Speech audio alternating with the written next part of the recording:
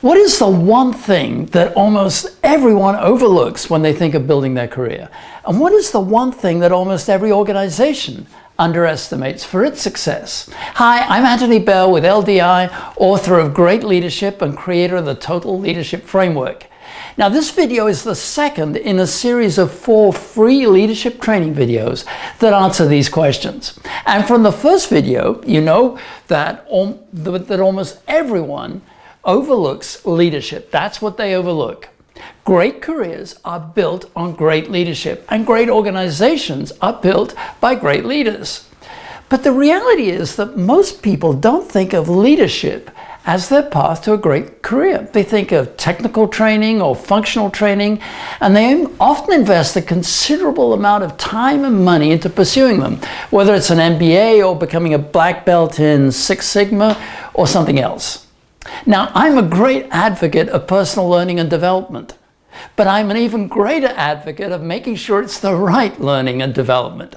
So we're going to look at why you need to think of your growth as a leader as crucial to your long-term success. And we're going to look at 3 reasons why your leadership is so important.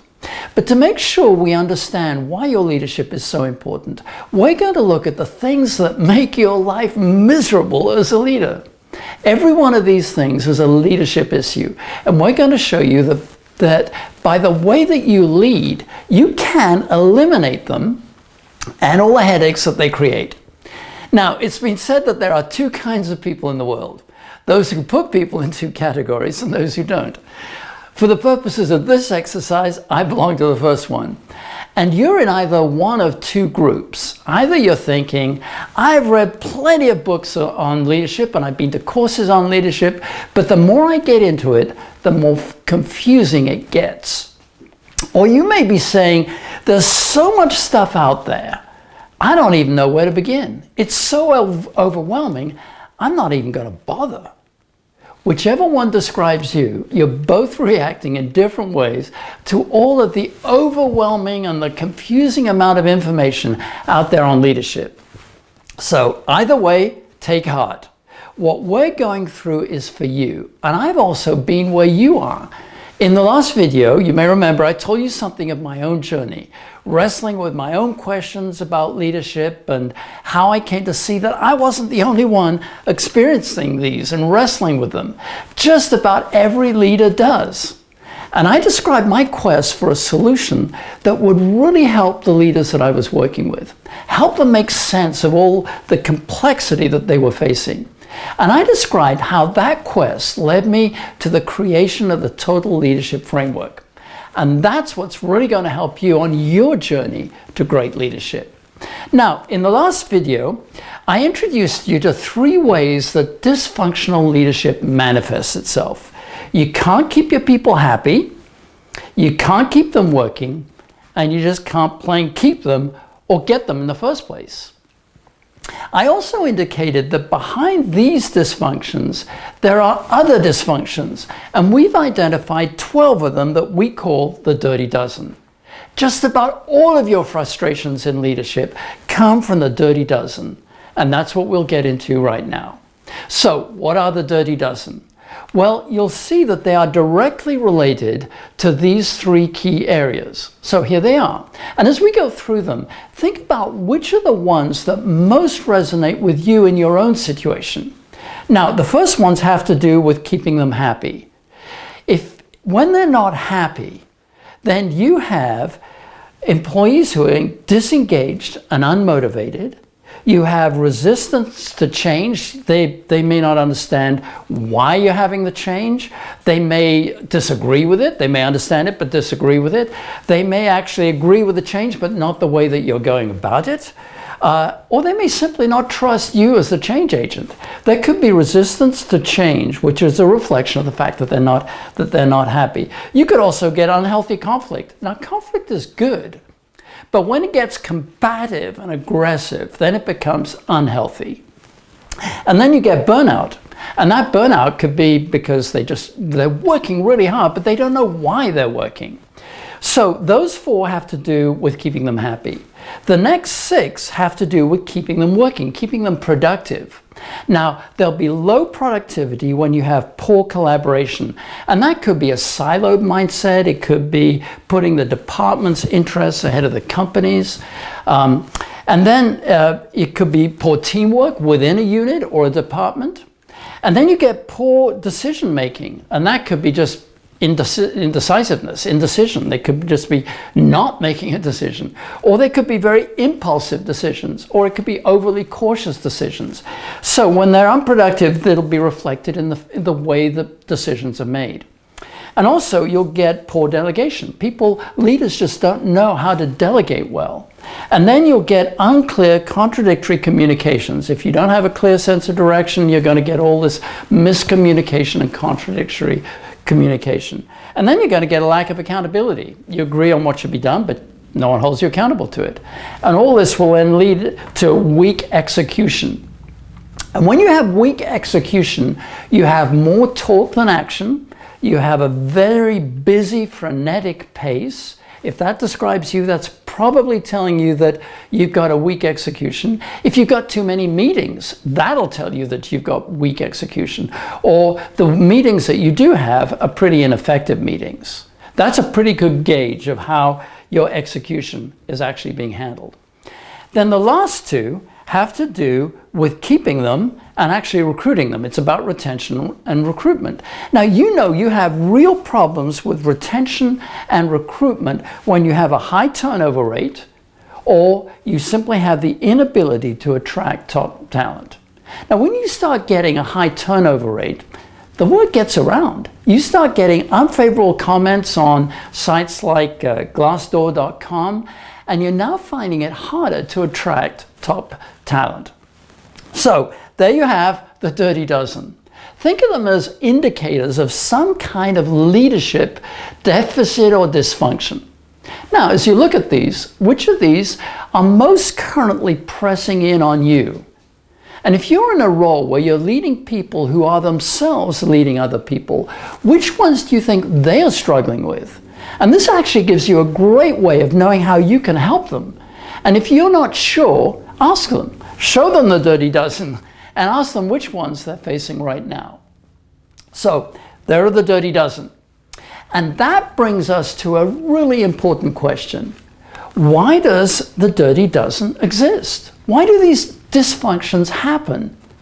Now, people give all sorts of answers. They'll say, well, it's the economy, or it's the nature of the industry that we're in, or it's the difficulty of hiring good people, which is kind of a circular argument, or it's that our hands are tied because of a lack of resources, or it's because we're dealing with very difficult and demanding customers, and so on.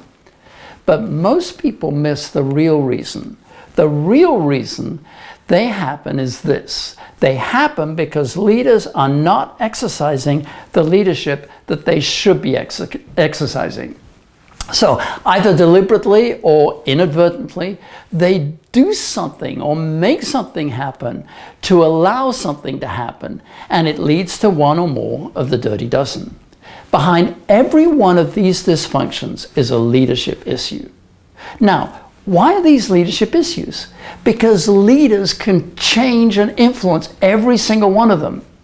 Edgar Schein did a lot of research on corporate cultures, and he made this really interesting statement.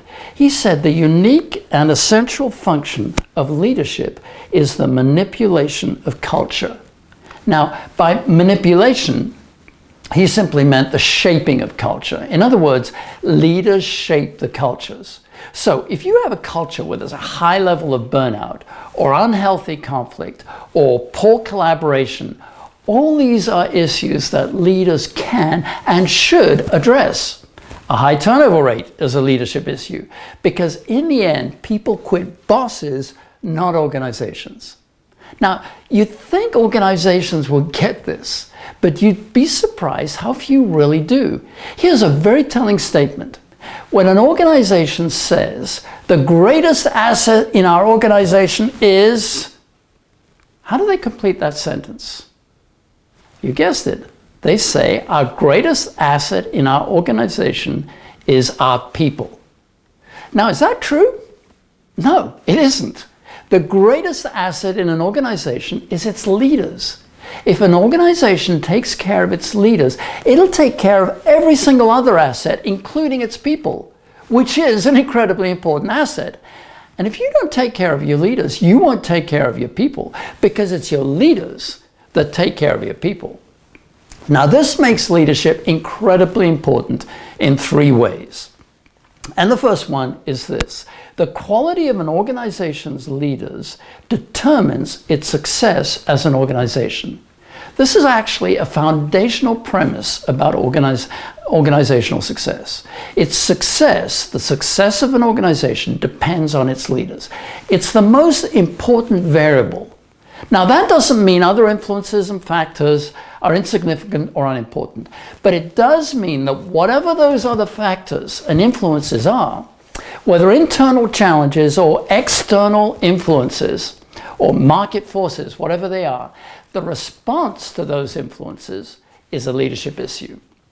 Now, this is true whether it's a Fortune 500 company or a small business or a department of the government or a state agency or a school district or a nonprofit organization or a professional firm or a healthcare facility.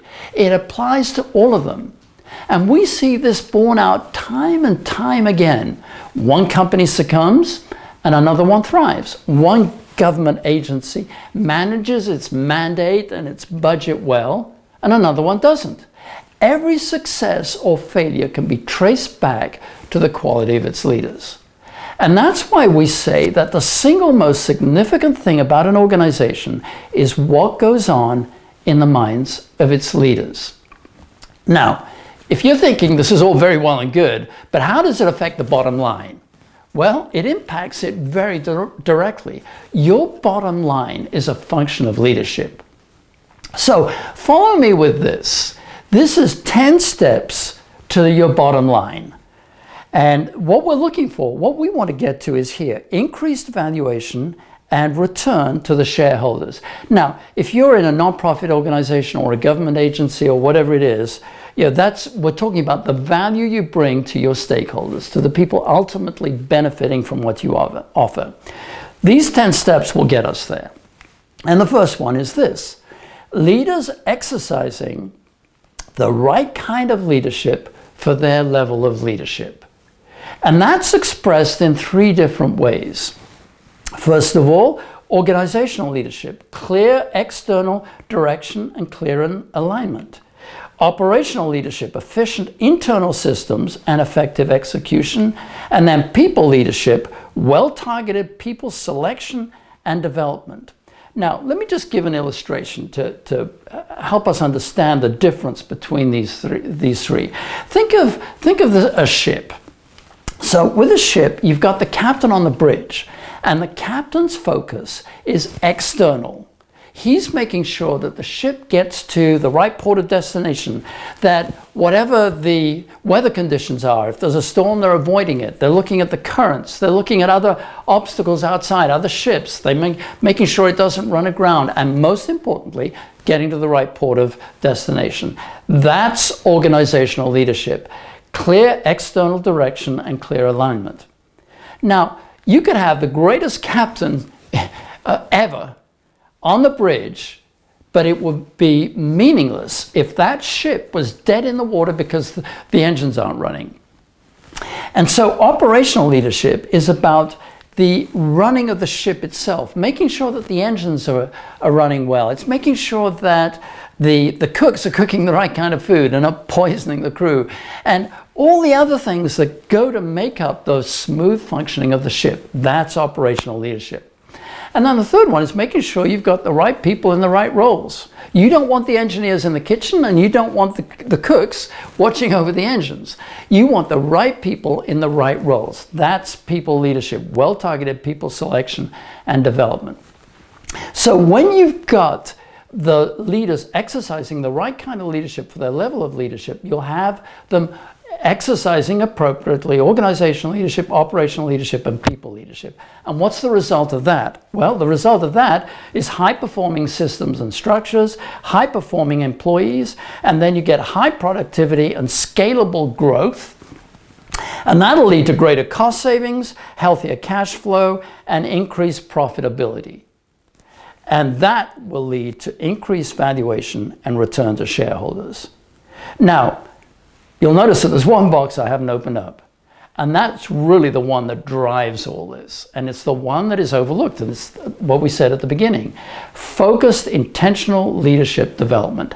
When that happens, you'll have people in the right roles, exercising the right kind of leadership, and you'll get these benefits, and it'll end up here.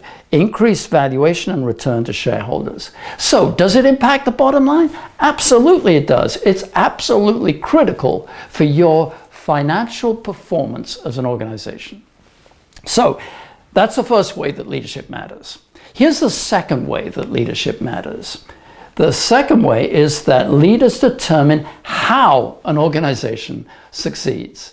Now, how an organization succeeds matters. It really does matter. There's a good way of doing it, and then there's a bad way of doing it. And both have tremendous consequences.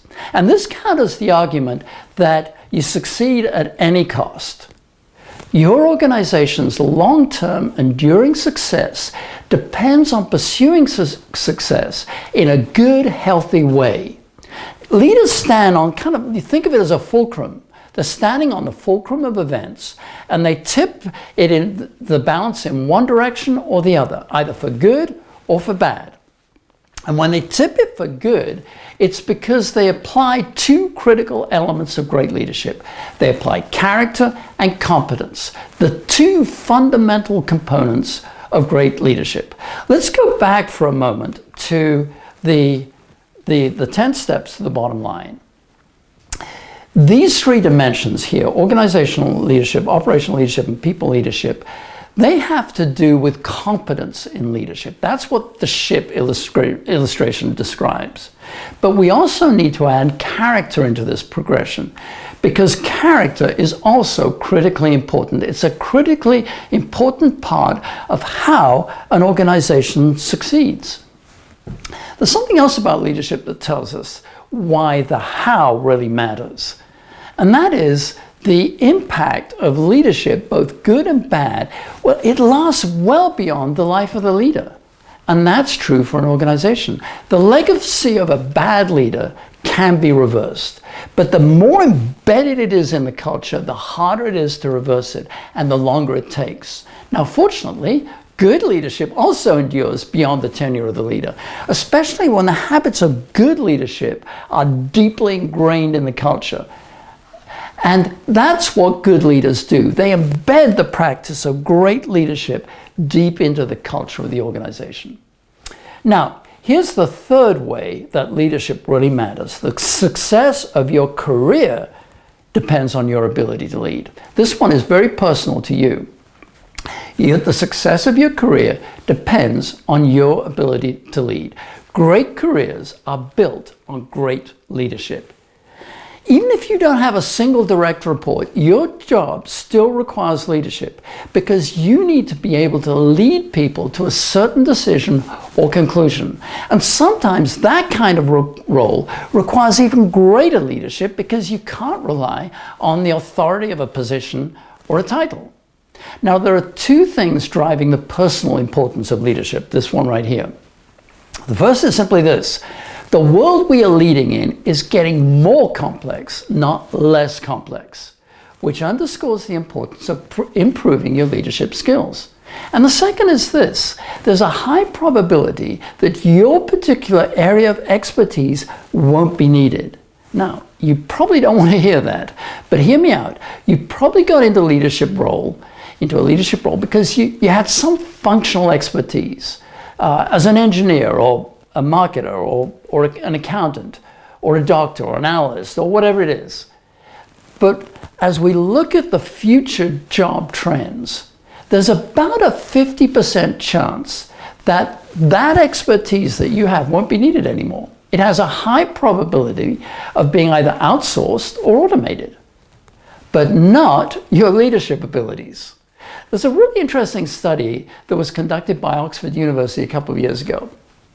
And they estimated that 47% of the current jobs in the United States would be phased out and eliminated over the next 2 decades from the start of from when they took did the research. Roughly a 50% chance that your expertise won't be needed. But here's the really interesting conclusion from that study. They identified 2 skills that wouldn't be eliminated. One was anything that had to do with a high level of creativity, that needed a high degree of creativity. And the other one was leadership. So if you develop and enhance your leadership capacity, you're creating job security. You'll always be in demand, even when your functional expertise isn't. So just remember this, great careers are built on great leadership. So back to the dirty dozen. As we saw, every single one of these is a reflection of poor leadership. And that can seem pretty overwhelming. In fact, just thinking about these 3 big areas, keeping them happy, keeping them working, and keeping them, that in itself can seem pretty daunting. When you start, and when you break them down into the dirty dozen, it can be downright discouraging. But don't let this overwhelm you. There really is a solution. What you need is something that brings all the pieces of leadership together into a coherent whole, so that you do know where to start. And what's that solution? That solution is a clear, comprehensive leadership framework. And when you have this leadership framework, you can beat the dirty dozen and get rid of them. And when you do, it transforms your organization, and it also transforms your career. And so the big question is this: what is the leadership framework? Well, a framework is a construction term. Think of the framework of an office building. It has 2 basic components. It has vertical beams and it has horizontal beams, and they're tightly welded together. That's it. It's really that simple. Every building depends on this structure here. This building here would be impossible without this. And that's true for an organization, just as true for an organization or a career. They need a framework to succeed. And just as this physical framework has 2 components, the vertical and the horizontal beams, so leadership also has 2 main components. And they are, and I mentioned them earlier, character and competence. All leadership fits into these 2 key elements. Everything that's been spoken about leadership or written about leadership fits into one of these 2 elements.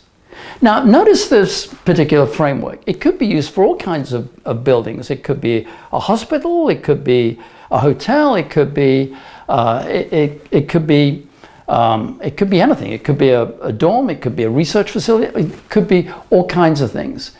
And the same is true for a leadership framework.